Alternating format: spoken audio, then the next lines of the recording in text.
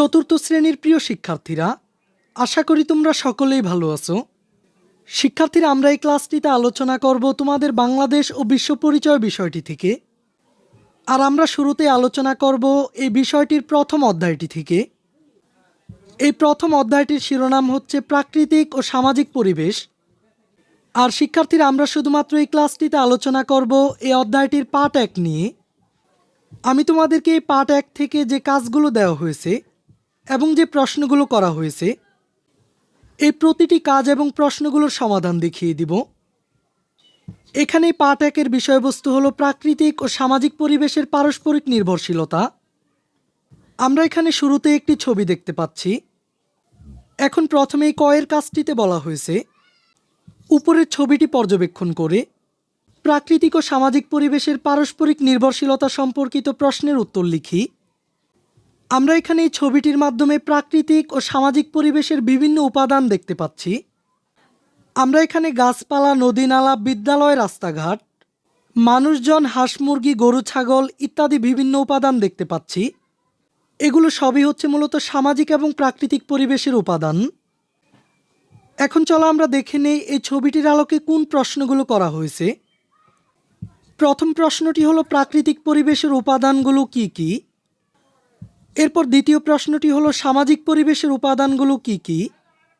আর তৃতীয় প্রশ্নটিতে বলা হয়েছে সামাজিক পরিবেশ কিভাবে প্রাকৃতিক পরিবেশের উপর নির্ভরশীল। তো শিক্ষার্থীরা, চলো আমি তোমাদেরকে এই প্রশ্নগুলোর সমাধান দেখিয়ে দিচ্ছি। আমাদেরকে এখানে প্রথম প্রশ্নটিতে বলা হয়েছিল প্রাকৃতিক পরিবেশের উপাদানগুলো কি কি। উত্তরটি হলো প্রকৃতির বিভিন্ন উপাদান নিয়ে প্রাকৃতিক পরিবেশ গঠিত হয়। প্রাকৃতিক পরিবেশের উপাদানগুলো হলো মাটি, পানি, বাতাস, তাপ, আলো, গাছপালা, পশু পাখি, নদী, সাগর ইত্যাদি। শিক্ষার্থীরা, তোমরা একটু লক্ষ্য করো, প্রাকৃতিক পরিবেশের এই উপাদানগুলো কি মানুষ তৈরি করতে পারে? প্রাকৃতিক পরিবেশের কোনো উপাদানই মানুষ তৈরি করতে পারে না। তার মানে আমরা বুঝতে পারলাম যেসব উপাদানগুলো মানুষ তৈরি করতে পারে না সেগুলোই প্রাকৃতিক পরিবেশের উপাদান। আর দ্বিতীয় প্রশ্নটি ছিল সামাজিক পরিবেশের উপাদানগুলো কি কি। মানুষের তৈরি উপাদান নিয়ে সামাজিক পরিবেশ গঠিত হয়। সামাজিক পরিবেশের উপাদানগুলো হলো বাড়ি, বিদ্যালয়, খেলার মাঠ, রাস্তাঘাট, হাটবাজার, যানবাহন ইত্যাদি। আর সবশেষ তৃতীয় প্রশ্নটি ছিল সামাজিক পরিবেশ কিভাবে প্রাকৃতিক পরিবেশের উপর নির্ভরশীল। আমাদের সামাজিক পরিবেশ সম্পূর্ণভাবে প্রাকৃতিক পরিবেশের উপর নির্ভরশীল।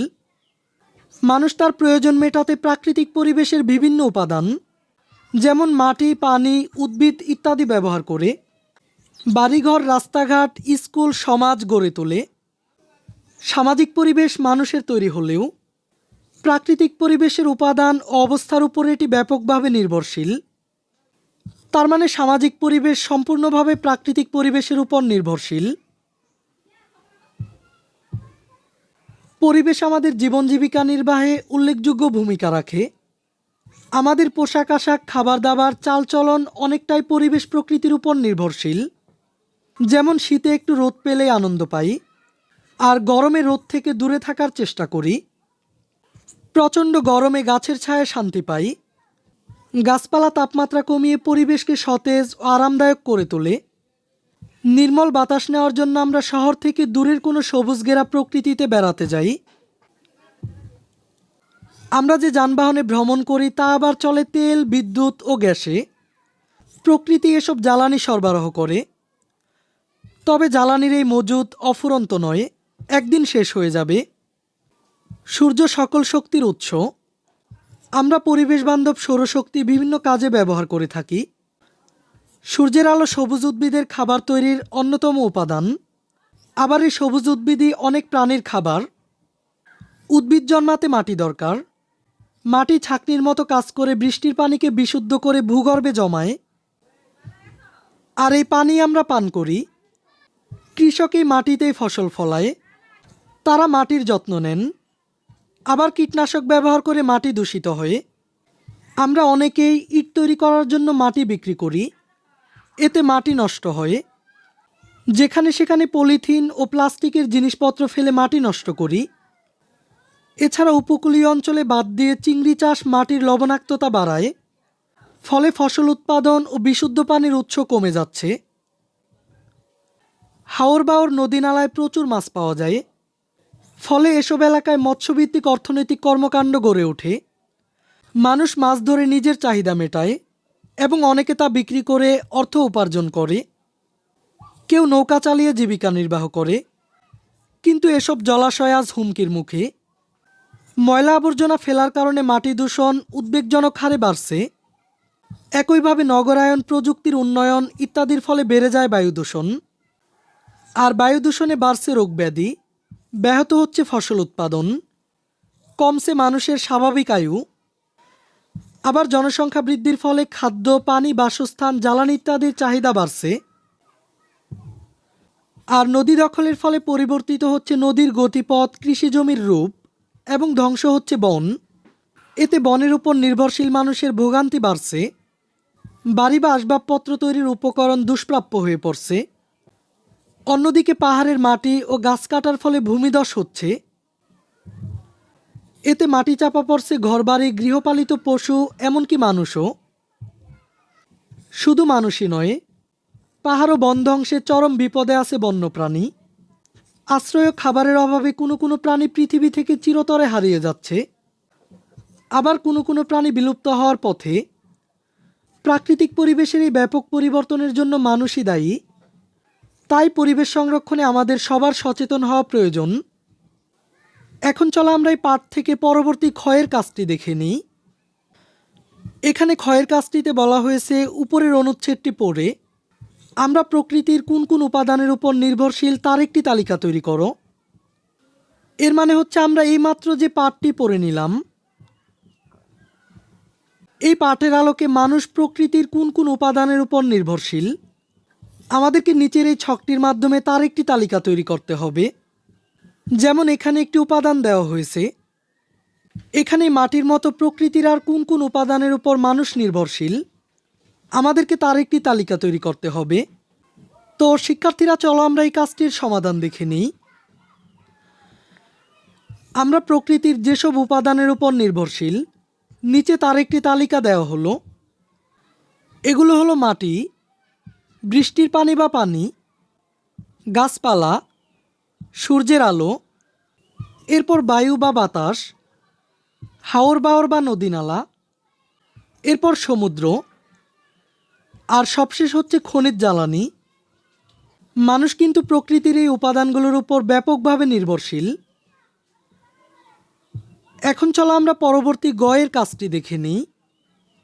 এখানে বলা হয়েছে, উপরের তৈরিকৃত তালিকা পর্যালোচনা করে নিচের ছকটি পূরণ করি। এর মানে হচ্ছে আমরা উপরে যে তালিকাটি তৈরি করেছিলাম, আমাদেরকে এই ছকটির প্রথম কলামে তালিকায় উল্লেখিত উপাদানগুলো লিখতে হবে। এর মানে হচ্ছে এখানে আমাদেরকে লিখতে হবে মানুষ প্রকৃতির কোন কোন উপাদানগুলোর উপর নির্ভরশীল। এরপর আমাদেরকে এই ছকটির দ্বিতীয় অংশে লিখতে হবে আমরা এই উপাদানগুলো দ্বারা যেভাবে উপকৃত হই। আর সবশেষে এই ছকটির তৃতীয় অংশে লিখতে হবে এই উপাদানগুলো না থাকলে যেসব সমস্যা হতো। তো শিক্ষার্থীরা, চলো আমরা এই ছকটির সমাধানে চলে যাই। তালিকায় উল্লেখিত প্রথম উপাদানটি ছিল মাটি। এখন এই মাটি দিয়ে আমরা যেভাবে উপকৃত হই, আমরা মাটিতে ফসল ফলাই, মাটি ছাঁকনির মতো কাজ করে পানি বিশুদ্ধ করে। এই মাটি না থাকলে খাদ্য ও বিশুদ্ধ পানির সংকট হতো। এরপর তালিকার দ্বিতীয় উপাদানটি ছিল বৃষ্টির পানি বা পানি। আমরা এই বৃষ্টির পানি বা পানি দ্বারা যেভাবে উপকৃত হই, আমরা পানি পান করি, পানি দিয়ে জমিতে সেচ দেই এবং পানিতে মাছ চাষ করি। পানি না থাকলে পান করার মতো পানি পেতাম না এবং চাষাবাদও হতো না। আর পানি না থাকলে সব কিছুই মরে যেত। আর তালিকার তৃতীয় উপাদানটি হচ্ছে গাছপালা। গাছপালা আমাদেরকে খাদ্য, অক্সিজেন দেয় এবং ছায়া দেয়। এছাড়াও গাছপালা পরিবেশ সুন্দর করে। আর গাছপালা না থাকলে আমরা খাদ্য ও অক্সিজেন পেতাম না, তখন পরিবেশের ভারসাম্য নষ্ট হতো। এরপর পরবর্তী উপাদানটি হচ্ছে সূর্যের আলো। সূর্যের আলো গাছের খাদ্য তৈরি করে। আর আমরা সূর্যের আলো থেকে আলো ও তাপশক্তি পাই। সূর্যের আলো না থাকলে গাছ খাদ্য তৈরি করতে পারতো না এবং পৃথিবী অন্ধকার ও ঠান্ডা থাকত। এরপর তালিকার পঞ্চম উপাদানটি হলো বায়ু বা বাতাস। বায়ু বা বাতাসের মাধ্যমে আমরা শ্বাস প্রশ্বাস গ্রহণ করি।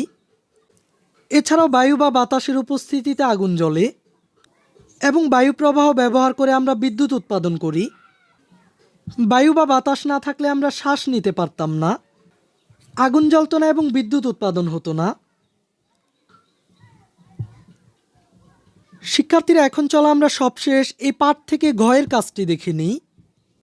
এখানে বলা হয়েছে পূর্বের পৃষ্ঠার অনুচ্ছেদটি পড়ে প্রাকৃতিক পরিবেশ কিভাবে মানুষের কার্যক্রম দ্বারা ক্ষতিগ্রস্ত হয় তা নিচের মাইন্ড ম্যাপে লিখো।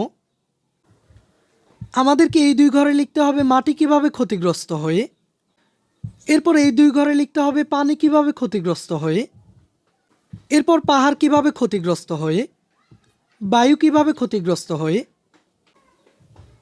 একইভাবে নদী এবং বন কিভাবে ক্ষতিগ্রস্ত হয়। উপরের পাঠ্যাংশের আলোকে এগুলো পূরণ করতে হবে। তো শিক্ষার্থীরা, চলো আমরা এই মাইন্ড ম্যাপটির সমাধান দেখে নিই। প্রাকৃতিক পরিবেশ কিভাবে মানুষের কার্যক্রম দ্বারা ক্ষতিগ্রস্ত হয়, এখানে নিচের ছকে তা উল্লেখ করা হয়েছে। যেমন মাটি ক্ষতিগ্রস্ত হয় পলিথিন বা প্লাস্টিকের বর্জ্য ফেলে এবং কীটনাশক ব্যবহার করে। এরপর পানি ক্ষতিগ্রস্ত হয় ময়লা আবর্জনা ফেলে এবং কলকারখানার বর্জ্য ফেলে।